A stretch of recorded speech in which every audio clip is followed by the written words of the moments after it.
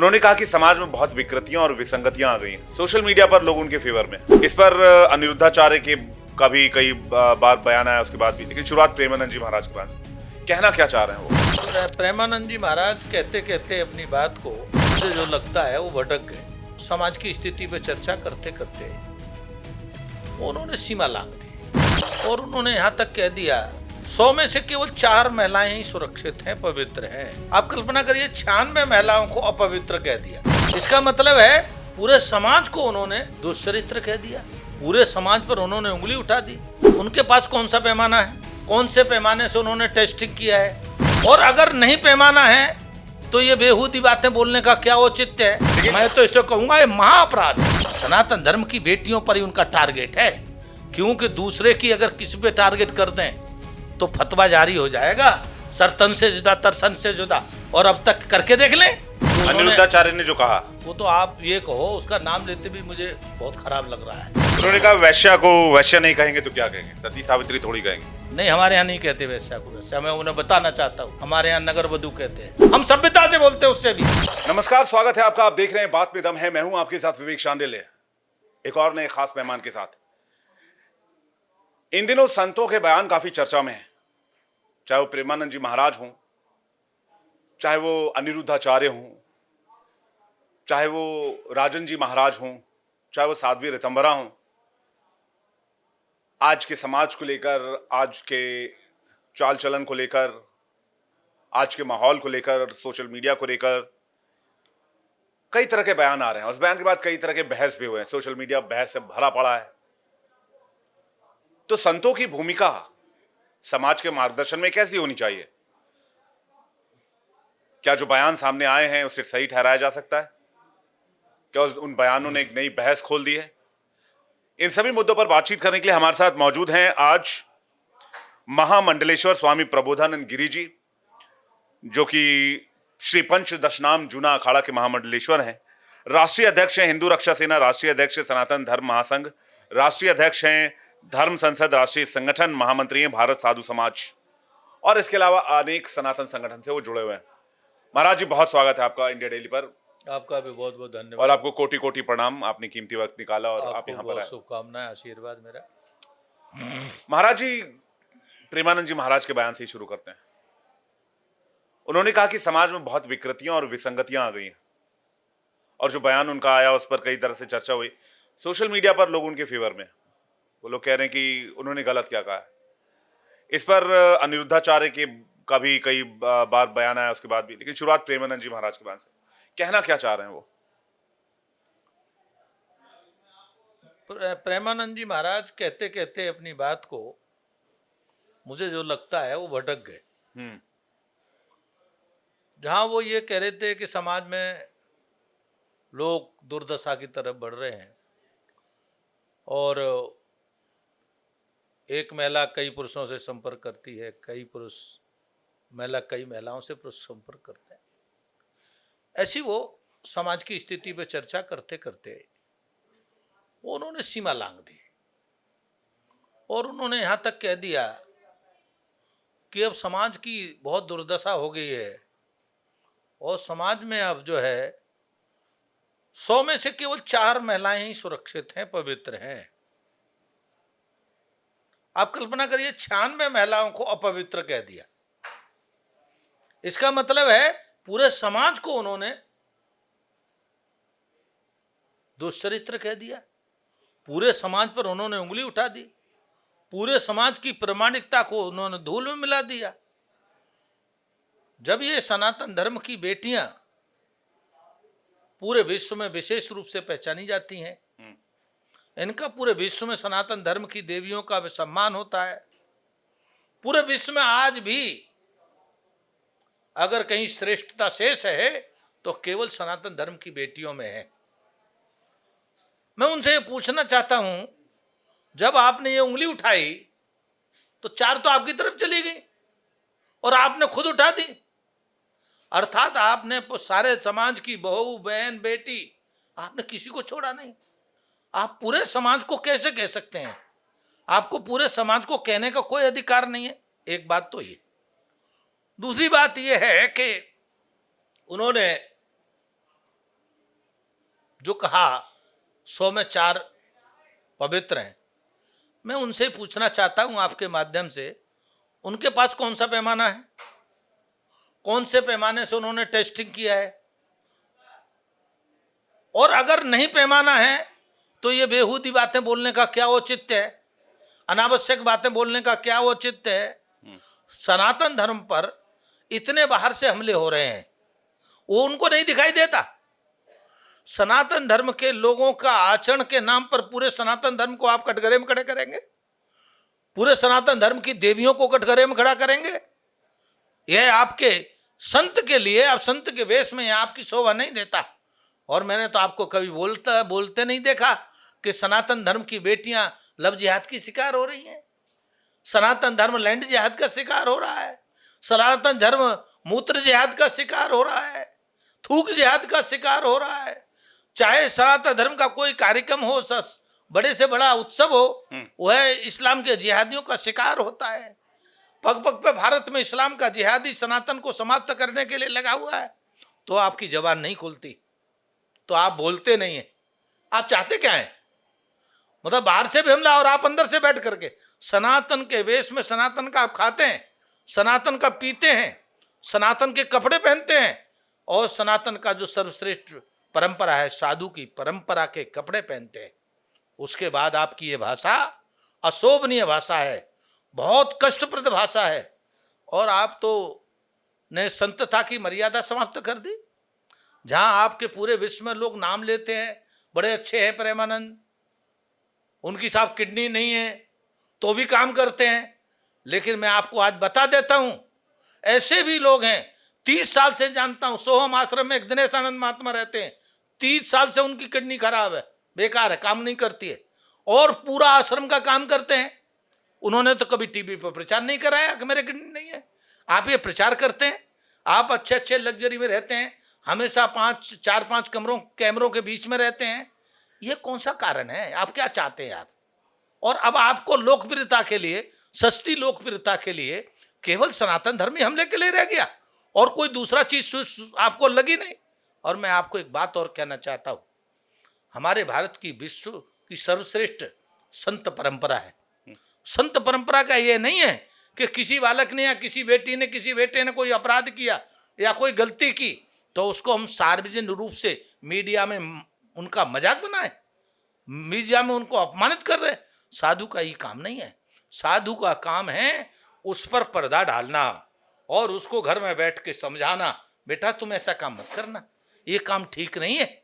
और आपको एक उदाहरण बता देता हूं, राम जी को जब लेते हुए विश्वामित्र जी जंगल में जाते हैं तो एक आश्रम दिखता है गौतम ऋषि का। वहां अहिल्या पत्थर बनी बैठी है, पड़ी है, गौतम ऋषि के श्राप के कारण से। पूछा मां, प्रभु ये क्या है? गुरुदेव ये क्या है? तो उन्होंने कहा, गौतम ऋषि श्राप बस उपल दे धर धीर, चरण कमल रज चाहत है, कृपा करो रघुवीर। एक शब्द, एक अक्षर अहिल्या के बारे में नहीं बोला कि अहिल्या ने कोई अपराध किया था जिसके कारण से श्राप दिया, ये नहीं बोला। उन्होंने क्या बोला? गौतम ऋषि के श्राप के कारण से पत्थर बन गई है। मतलब संत का स्वभाव होता है, संत का काम होता है दुर्गुणों पर पर्दा डाले और सद्गुणों को प्रकाशित करे। सद्गुणों को प्रकाशित करने से प्रकाश ज्यादा फैलता है। आप सद्गुणों की चर्चा करेंगे, हमारी सनातन संस्कृति यही है, हम सद्गुणों की चर्चा करते हैं। हम सद्गुणों की चर्चा करके 2-4 लोगों को प्रेरणा देते हैं। आप सनातन में कोई अगर अवगुण आया है तो उस अवगुण की चर्चा करके आप क्या बनाना चाहते हैं? पूरे सनातन को आप लपेट रहे हैं, पूरी देवियों को लपेट रहे हैं, पूरे देश का बर्बाद करना चाहते हैं आप, सनातन का पूरे विश्व में मजाक बनवाना चाहते हैं। और मुझे तो अब, मैं कई दिन तक सोचने के बाद बोला हूं, कई दिनों से मैं चिंतन कर रहा था कि ऐसा व्यक्ति, इतना लोकप्रिय व्यक्ति जिसका इतना सम्मान है और उसको सनातन पर ही कुठाराघात करने का अवसर मिला। कहीं ऐसा तो नहीं है कि कोई विदेशी सनातन धर्म की खिलाफ एजेंसी ने हायर तो नहीं कर लिया प्रेमानंद जी महाराज को और अनिरुद्धाचार्य को? इन दोनों को मैं कहूंगा इनकी सीबीआई जांच हो, और मैं अमित शाह जी से कहूंगा बिना विलंब करे सीबीआई जांच करे कि यह छोटा हमला नहीं है, क्योंकि न तो मेरी माँ बची, ना आपकी माँ बची है, ना आपकी माँ बहन बची। इसने तो सारी माँ बहनों को कटघरे में खड़ा कर दिया। ये कितना बड़ा अपराध है, आप कल्पना नहीं कर सकते। लेकिन मैं तो इसे कहूंगा ये महाअपराध है जी, लेकिन किसी धर्म की बात नहीं की उन्होंने, तो हम सनातन धर्म से ही क्यों जोड़ कर देखें इसको? वो किसके प्रतिनिधि है? सनातन धर्म के प्रतिनिधि है ना, इस्लाम के तो है नहीं, ईसाइयों के नहीं है। इस्लाम और ईसाई के लोग जाते नहीं उनके पास, सनातन धर्म के लोग जा रहे हैं ना। आप किनको कहना चाह रहे हैं? आपका टारगेट तो और किसको है बताएंगे, स्पष्ट करें। वो सनातन धर्म की बेटियों पर ही उनका टारगेट है, क्योंकि दूसरे की अगर किसी पे टारगेट कर दें तो फतवा जारी हो जाएगा, सर तन से जुदा तरसन से जुदा। और अब तक करके देख लें, करके देख लें, क्योंकि इनको तो सनातन धर्म लगता है बहुत सस्ता, बहुत आसान। कैसे इसको उछाल दो, कैसे इसके साथ दुर्व्यवहार करो। मेरा उनको कहना है कि भाई चलो, उन्होंने आचरण की चर्चा की, उसकी एक सीमा होती है, चर्चा करते। फिर आपने 100 और 4, 100 में 4 बोल करके आपने क्या कर दिया? मेरे समाज तो का पूरे का अपमान किया। विसंगतियों पर पर्दा डालने के बजाय उसको ठीक करने की बात क्यों नहीं होनी चाहिए? हाँ, मैं भी यही, मैं ये कह रहा हूं कि उसको बाद पर्दा डालने से मेरा मतलब है उन पर ज्यादा चर्चा नहीं करते। कहते हैं कि ठीक कैसे होगी, ठीक कैसे कर सकते हैं हम? आप संत हैं, आपका चैलेंज है, आपका समाज दूषित हो रहा है, आप उसे ठीक करें, आप उसका प्रयास करें। लेकिन ये जब होगा, आपको जब स्वयं आईक्यू बनना पड़ेगा, आपको स्वयं संत का आचरण करना पड़ेगा। ये तो है नहीं कि आप जो है महंगे महंगे कपड़े और जूते पहन करके और महंगे महंगे साधनों का उपयोग करते हुए, 4-4, 5-5 कैमरों के बीच रहते हुए, और आपकी एक एक इंच, एक एक मिनट आपकी कैमरे में कैद हो और उसको आप सोशल मीडिया पर वायरल करें। और आप तो इतने सस्ती लोकप्रियता के चक्कर में आ गए, अपना हाथ और अपना गाल। मैं आपके माध्यम से कहना चाहता हूं, ये प्रेमानंद जी ने का ही हाथ है और प्रेमानंद जी का ही गाल है। उनको समझ में नहीं आ रहा है बात। उनको तो बिना विलंब करे समाज से क्षमा मांगनी चाहिए कि मुझसे कहीं जोश में को कहना हो गया है, मेरे जोश में मैं ज्यादा बोल गया, तो उसको क्षमा कर देगा तो समाज है बहुत अच्छा। लेकिन अगर वो नहीं क्षमा नहीं मांगते हैं तो ये माना जाएगा कि ये कोई बड़े षड्यंत्र के तहत प्रेमानंद जी महाराज ने ये बात कही है। क्या जूना अखाड़ा, जो कि एक सनातन धर्म की एक रक्षा करने वाली भी एक संगठन है और संतों का एक बहुत बड़ा केंद्र है, कभी वहाँ ये चर्चा होती है कि समाज में विघटन आ रहा है, तलाक के मामले बढ़ रहे हैं, तलाक दर बढ़ रहा है, परिवार एकल होते जा रहे हैं, संयुक्त परिवारों का कॉन्सेप्ट खत्म हो गया है, घर में दादा दादी नाना नानी जैसे लोग जो पहले सनातन धर्म की व्याख्या करते थे, कहानियां सुनाते थे, वो चीजें खत्म होती जा रही हैं। तो क्या इन विसंगतियों पर बात नहीं होनी चाहिए? आपको मेरे बारे में जानकारी कम है जी, मैं मुझे नहीं है, मैं 35-40 साल से, मैं अपने दर्शकों के लिए सवाल पूछ रहा हूँ। हाँ। मैं 35-40 साल से कथाएं कहता हूँ और मेरी कथाएं केवल लोगों के जीवन के आचरण पर संबंधित होती। जैसे राम कथा है, राम कथा से जीवन कैसे सुधर सकता है, राम कथा के माध्यम से जीवन जीने की क्या कला है। आप देखिए, राम कथा में भाइयों का आदर्श, एक भाई सब कुछ दे देता है और एक भाई सब कुछ छोड़ के चल देता है। आप कल्पना करिए, और किसी में कोई क्लेश नहीं है। और देखना हो माँ बाप का आदर, तो इसे राम कथा में देखा जाता है।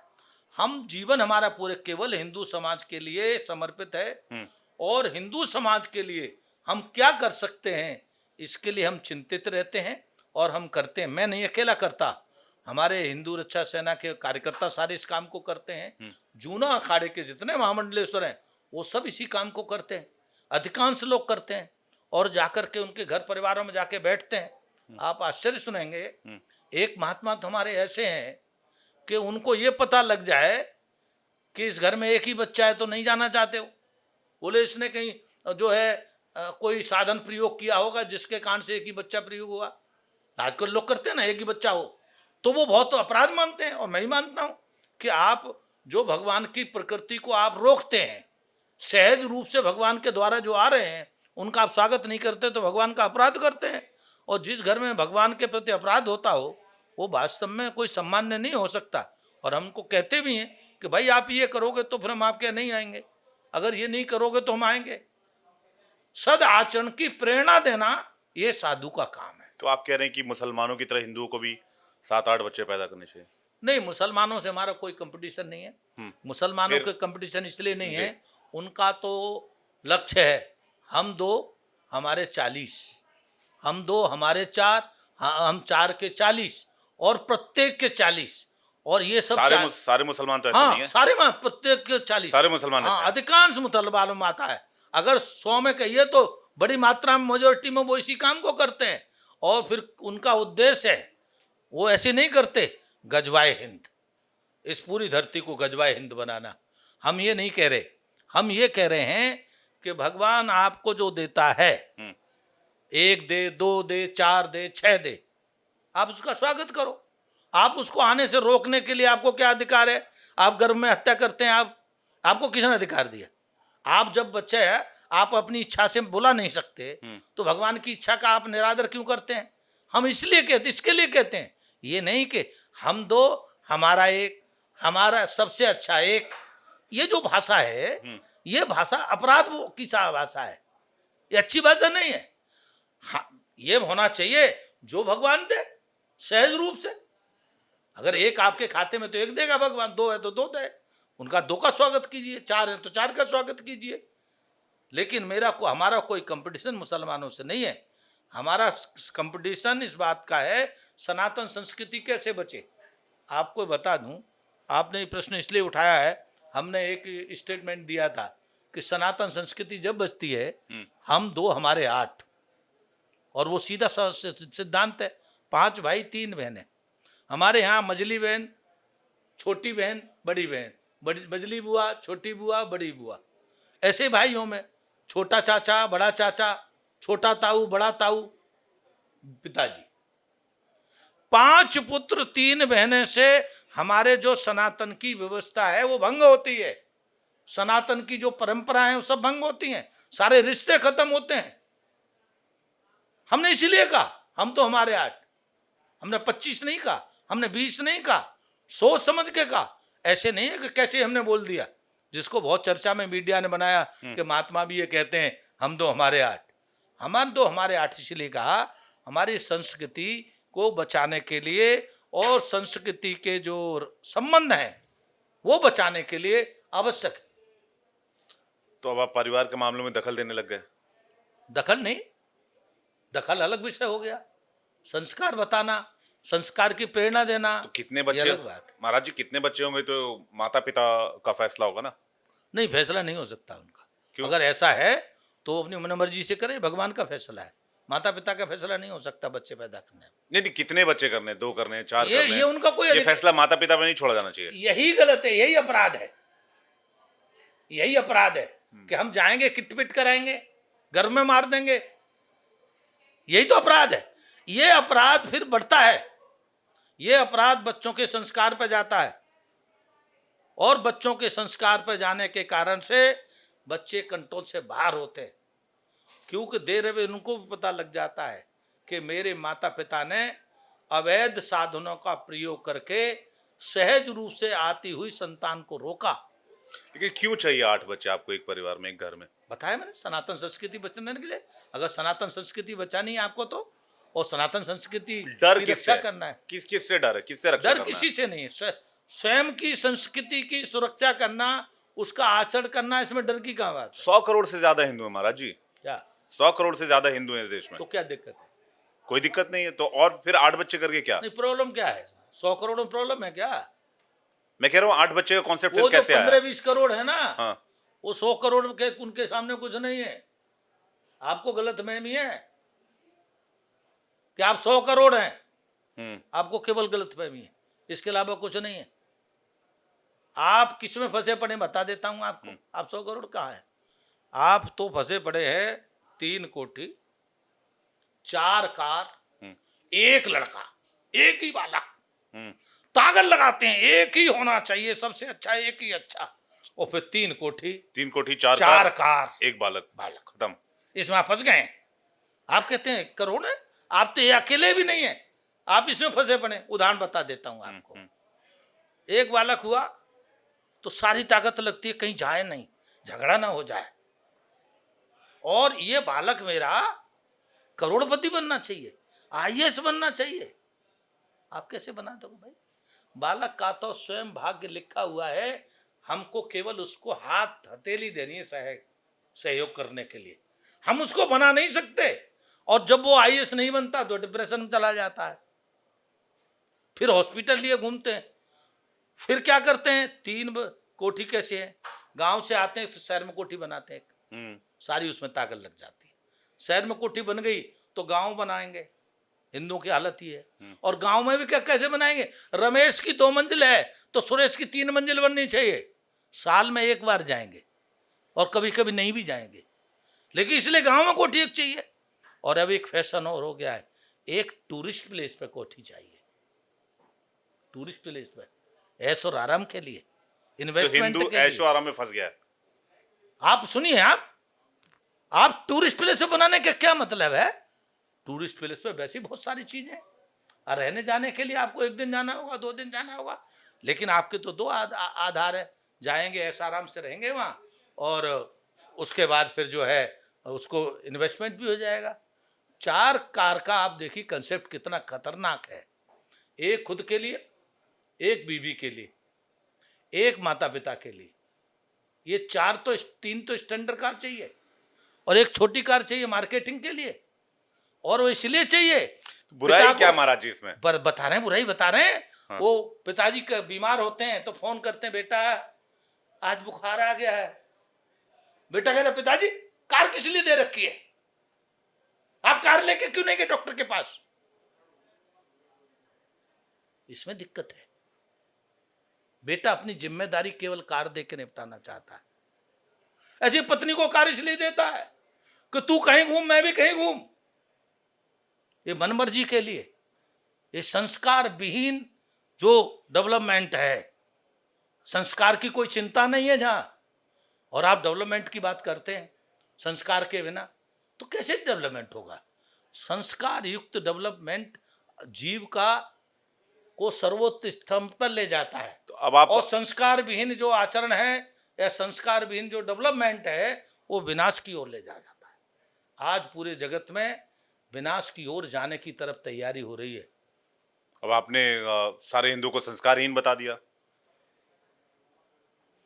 नहीं, ये तो आपने कहा। अभी आप कह रहे हैं कि नहीं, संस्कार मेरे मुख में क्यों संस्कार- डाल रहे? सारे हिंदुओं की बात तो नहीं की। आपने मैंने ये कहा कहा हिंदू संस्कार विहीन हो गए। दुनिया सुन लीजिए, मैंने ये कहा कि हिंदू इस दौड़ में फंसा हुआ है।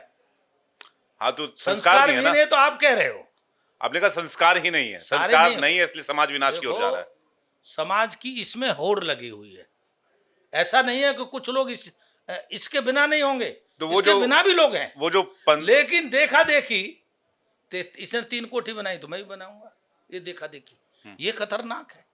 नहीं, आवश्यकता नहीं है। ये वो जो दूसरी बात आप कह रहे हैं कि वो जो आप 15-20 करोड़ जिसकी बात कह रहे हो, आप कह रहे हो खुद 100 करोड़ हैं, जो मैंने कहा कि 100 करोड़ हिंदू, अब आपको क्यों, मतलब ये आप जो हाँ, उनका मिशन है, आपका मिशन आपने कहा नहीं है। वो 15 करोड़ 20 करोड़ को आप समझ नहीं रहे हैं, और आप जो हिंदू जो है वो ऐशो आराम भोग विलास में फंसा हुआ है। बिल्कुल ठीक बात है। तो ये तुलना कैसे की आपने? आप ये देखिए, आप ये कल्पना करिए, हम्म, एक तो गजवाए हिंद में हम्म, 20 करोड़ गजवाए हिंद के उसमें लगे हुए हैं, हम्म, और गजवाए हिंद में उनका क्या है, ये काफिर है सब उनकी लिस्ट में। और काफिर का काम क्या है? जीने का अधिकार नहीं है काफिर को, सर तन से जुदा, तन सर से जुदा। इनको होश भी नहीं है कि हमारे खिलाफ कोई सर तन से जुदा में लगा हुआ है। गजवाए हिंद का कह करके लैंड जिहाद, लव जिहाद, ये क्या उद्देश्य है? आप देखते हैं कि बच्ची ने लव किया, यहां तक ठीक है, चली गई यहां तक भी ठीक है, वो पत्नी में नहीं बनी यहां तक भी ठीक है, लेकिन आप देखते हैं ना, ओ जिहाद के चक्कर में इसके किसी के 35 टुकड़े, किसी के 65 टुकड़े, किसी के अटैची में, किसी की नदी में फेंक दिए जाती हैं बॉडी के टुकड़े, किसी के फ्रिज में मिलते हैं। ये क्या है? इनको अगर जागरूक होते ये अगर इनको खाने और कमाने के अलावा कुछ देश धर्म और समाज सोचते तो इनकी बेटियां जाती इस प्रकार, इस्लाम के जिहादियों के चक्कर में फंसते? क्योंकि इनके पास समय ही नहीं है, बच्चे के लिए समय नहीं है, बच्चों के लिए समय नहीं है, बच्चों को संस्कार देने के लिए समय नहीं है, इन सब कामों के लिए समय, क्योंकि समय तो एक ही जगह लगेगा। जब आपकी आवश्यकता 1 कोठी की है, 3 कोठी के लिए आप बावले हैं, तो समय कहाँ जाएगा? समय बच्चे को भूल जाएगा, बच्चा आपका पता ही नहीं आपका कहाँ क्या जा रहा है। तो इसके कारण से आए दिन घटनाएं हो रही हैं, दुर्घटनाएं हो रही हैं, और इन दुर्घटनाओं का दुष्परिणाम सामने आ रहा है। इसको अगर रोकना है तो घर परिवारों में संस्कार की आवश्यकता है, और संस्कार के लिए घर में समय देने की आवश्यकता है। माता पिता जब बच्चे के साथ समय नहीं देंगे तो कैसे बच्चे को पता लगेगा?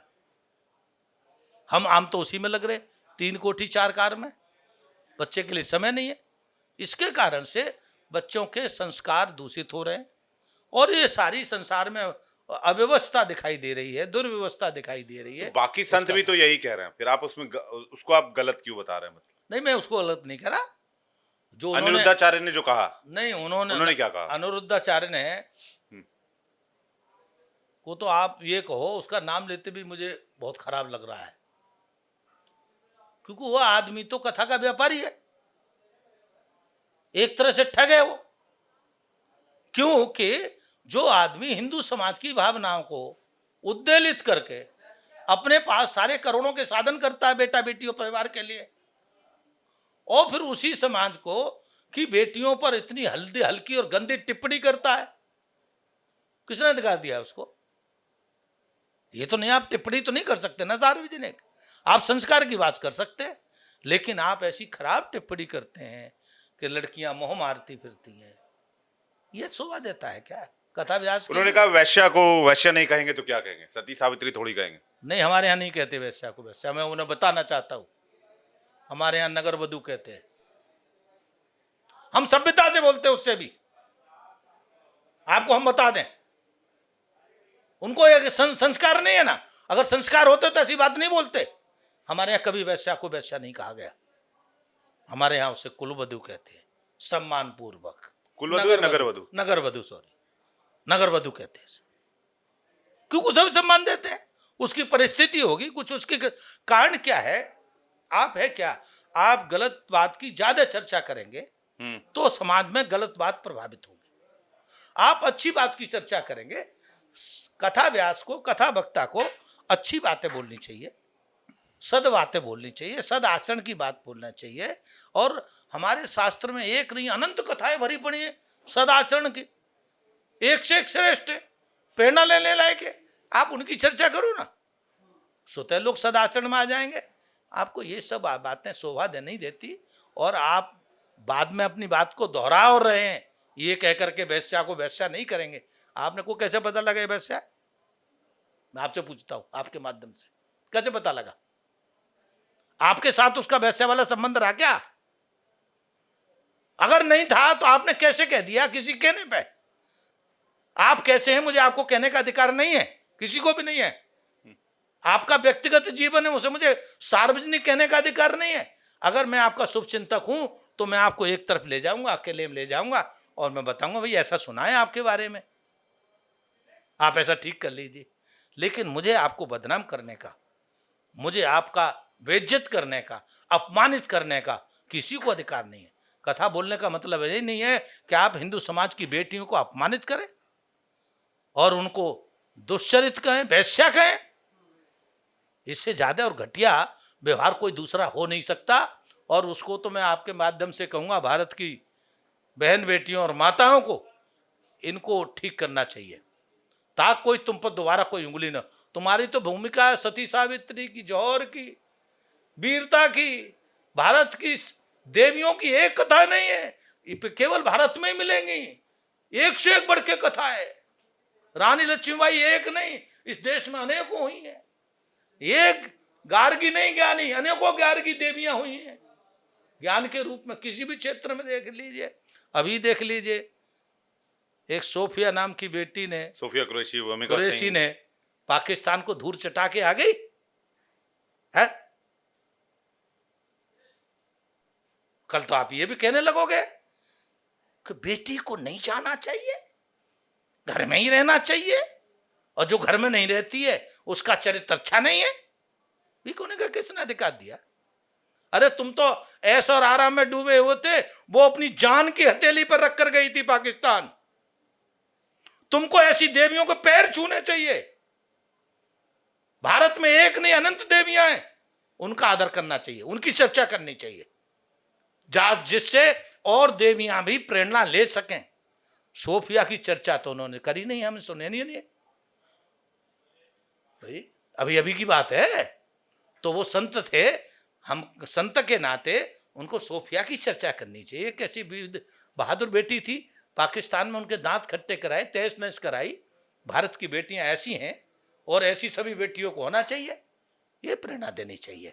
हमारा काम ये है, हमारा काम ये नहीं है कि किसी के पापों को उजागर करके मीडिया में उसको उछालें और सस्ती लोकप्रियता प्राप्त करें। ये हथकंडा सबसे खराब हथकंडा है, और इस हथकंडे के लिए दोनों को सार्वजनिक रूप से माफी मांगनी चाहिए। और इसको मैं उनसे आग्रह करूंगा, उनको भगवान सद्बुद्धि दे। ठीक है महाराज जी, एक आखिरी सवाल, सनातनियों को क्या कहना चाहेंगे इस देश में? आप क्या राय देना चाहेंगे, क्या मशवरा देना चाहेंगे? मैं पूरे विश्व के सनातनियों से आग्रह करूंगा कि आप अपने सनातन के बारे में अधिक से अधिक जानकारी करें, क्योंकि सनातन के लोग जो जानकारी होनी चाहिए उतनी जानकारी का अभाव है। हमारे शास्त्र बहुत हैं, अधिक से अधिक पढ़ें, खुद पढ़ें, स्वयं पढ़ें, और ताकि किसी से भ्रमित ना हो। और दूसरी बात मैं ये कहूँगा, आप कहीं भी रहते हैं सुखी रहें, प्रसन्न रहें, आनंद से रहें और संगठित रहें। कि संगे शक्ति कलयुगे, कलयुग में संगठन की शक्ति होती है, तो इसीलिए आप संगठित रहें और मजबूत रहें। ऐसी मेरी सभी सनातन प्रेमियों को हार्दिक शुभकामनाएं, आशीर्वाद। बहुत बहुत धन्यवाद महाराज जी, आपका भी बहुत बहुत कोटि कोटि प्रणाम। आपका आप आए स्टूडियो में और चर्चा की। हमारे साथ थे महामंडलेश्वर जूना अखाड़ा से प्रबोधानंद गिरी जी, और जिन्होंने संतों को लेकर, खासकर प्रेमानंद जी महाराज और अनिरुद्धाचार्य ने जो बयान दिए उनको लेकर, और मौजूदा जो सामाजिक स्थिति बनी हुई है या फिर जो जिस तरह के हालात बने हुए उस पर भी अपनी राय रखी। इनका बहुत शुक्रिया करते हैं हम। बात में दम है, फिलहाल इतना ही। अगले हफ्ते फिर मुलाकात होगी एक नए मेहमान के साथ, फिर करेंगे हम चर्चा और जानेंगे कुछ नई बातें।